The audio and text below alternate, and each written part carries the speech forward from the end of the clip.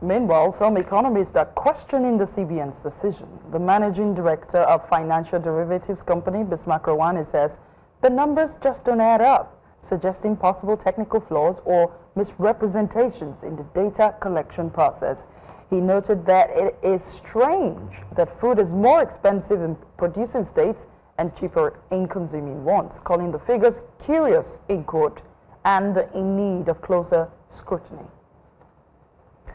Well, let's bring in financial expert Muktar Muhammed to help us take a closer look at the numbers that Rewane is questioning. Muktar, I'll start by asking you, these numbers are often so clunky to understand. Help us make sense of it. What does this mean for the average household in Nigeria? Yeah, same of same. Good evening for having me. Still same of same. What we're going through, we continue to go through it. There's nothing has changed. The CBN have remained and left rate at what it was. So what it means is that businesses will still keep borrowing at a high rate. Inflation will still be high, like it is. For me, nothing has really changed over the CBN policy. What we are saying is the same of same. What is expected, the normal orthodox monetary policy, not taking into consideration our economic reality on ground. I think it just remains the same. I think that's all I can say.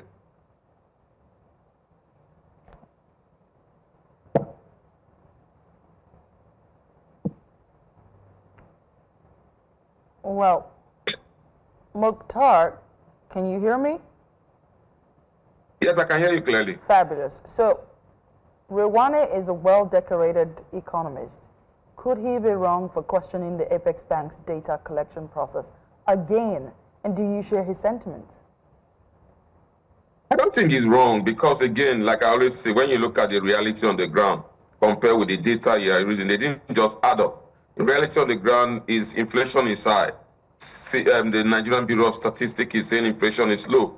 Based on that, CBN will give its own decision. I think it doesn't really add up at all. When you look at that, again, then you look at the unemployment data that says that they are using, the parameter they are using to calculate unemployment. They said for every Nigerian that have worked 1 hour in a week is employed. So all these things are flawed. So definitely I'm not surprised when he says it's flawed, because he also does his own. Remember, I always give the monthly MBS business review, and he knows the reality. The reality on the ground is that cost of living is still very high, despite the reduction in terms of PMS, which the CBN was mentioned in their report. But when you look at that reduction, it does not bring down the cost of transportation, especially in Lagos. Rather, compensation is still high. What has happened is that the rich homes, cars are able to see fuel at a lower rate today. But the poor are still paying so much in terms of transportation. And they are the ones that are the end users, and also they are the ones that are the market women selling product. Definitely they will add that to it. And that's why inflation is still high. The only place the CBN is saying they should do something to control inflation for me is the FX rate. But unfortunately, this same CBN moved the FX rate to meet up with the parallel market. And since then, they've not been able to bring it to, to par with both the FS and the parallel market and the official market. But they pride themselves that they brought stability. I wonder what type of stability. I keep saying there's no stability in the exchange. What we have seen in the exchange is we have seen a corridor of stability. But then again, can you talk us through the collection process of the data? If we're having a serious disconnect between what the CBN is saying and what a renowned economist like Rewane and as well as yourself, an analyst, you're saying that something is wrong somewhere. Talk us through the process and what you think could be missing. I think Rewane is not just questioning the CBN data. It's actually questioning the Nigerian Bureau of Statistics data. And it's by that data, that's what the CBN base their decision on. And data are supposed to be collected from different sources. That's how you have to look at data from the south, from the southwest, from the market in the north central. All those data are supposed to be collected. And through that, you can begin to make your analysis. And if you look at that data, it said that 6 states, about 6 states are still having inflation as high above 30% from the Nigerian Bureau of Statistics. And what Rewane is saying is that if you look at that data and by reality on ground, if you have to go to the market, the cost of living has not drastically reduced. So we can't be getting inflation at where it is. Remember that the current inflation data or number that we have, about 23 point something, is largely driven by the rebasing of the economy, yes, not really based on the on some of these economic terms in terms of demand and supply, in terms of destruction in supply chain or improvement in supply chain. What we're seeing that brought our inflation down from almost 38% to where it is today was a rebasing. So, and again, rebasing in itself does not provide jobs. Rebasing creates an avenue to get more foreign investors into the market. But unfortunately, like the CBN governor had alluded to, the investors are not going to come when you don't have a stable exchange rate. You are struggling to maintain a fixed exchange rate. The exchange rate have not been able to maintain a fixed stability for a reasonable period of time. And so no investor will want to come in there. So those are part of what he's saying, that when you look at that data, by and by what is on ground, do they really go to the market? Where is their source of getting this data for? All of us are still asking that question.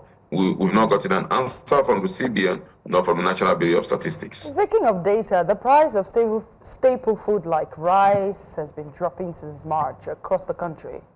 But we still have a long way to go with food inflation, as you have rightly mentioned, do you think? I didn't get the question. Can you come again? My question is, you have seen that the price of staple food like rice has been dropping since March. What does this say about food inflation? Look, rice is dropping in terms when you look at it, see the cost of rice is dropping and other staple fruits. When you look at that, why it's making the price of rice drop is that we've still opened up our borders to importation of this rice. It's not that we are self-sufficient. And the exchange rate, like I said, have maintained a corridor of stability for some time. But when you look at the local rice, which is supposed to drive our economy, it's still very, very expensive because of cost of production. If you look at some of the staple foods also, they are not relatively down as we expect them to be. And you and I know what the challenges are, the insecurity in some of this heart of Nigerian food production capitals or states or community. So most of them have not been able to go to farm, especially in the north central, northeast, and also even in the middle belt, like Benue State, which happen to be the food basket of Nigeria. So what we say in terms of stability and stable food is largely driven sometimes by that corridor of stability, importing some of these goods from outside the shore of this country. The people in some of these farm settlements in Nigeria have not been able to go to farm. So for us to maintain that, to see those drastic drop in food price, then we need to look at improving security in those areas. I'm surprised that the CBN is saying that there seems to be relative security, peaceful, security have improved in some of those communities where we have those families. But that's different from what we are hearing in the news, what the government have been saying, what the military are saying is the cause of the insecurity. So sometimes that's why we keep saying that it sometimes seems like what is on ground is different from what they tell us whenever they come to give some of these numbers or tell us some of these things that are happening. How do you compare the CBN's approach to monetary policy to other central banks in emerging markets? Well, yeah, if you want to compare that, we are far behind. Because if you look at some emerging market, what they've been able to do thus far, you realize that they brought down inflation, they have stability in their exchange rate, even when they're forced to do policy like what we have done. Give an example, Ghana. Ghana has improved in its inflation numbers. Let's go further. Egypt that does the same thing, floating their currency like us. Their currency has been very stable. Inflation has been very low. Go to Kenya. Kenya inflation was almost 22%. But as today, they are almost doing single-digit inflation because of what? They did a policy that we plan to do and we've not done it thus far, which is bring down, remove tariff on household items. We didn't do that, that was the game changer in Kenya. So when you look at our inflationary figure based emerging market, we are still very far. Our inflation is still very high compared to what our neighbor here, Ghana, not even talking about Kenya or talking about South Africa. And when you look at our currency itself is very volatile compared to some of these countries that I just mentioned. So that tells you that we're really not done well. And the challenge is, I keep saying, if we do the copy and paste method, we do what and the CBN said they will not get out of that orthodox orthodox economic policy. bring down rates, reduce liquidity in the system. We need to look inward. What really is our challenge? Our challenge is not largely driven by supply chain, so you do this, you do that, or liquidity. When you reduce liquidity for the system, you're killing one of the most vibrant sector of the Nigerian economy, which is the informal sector.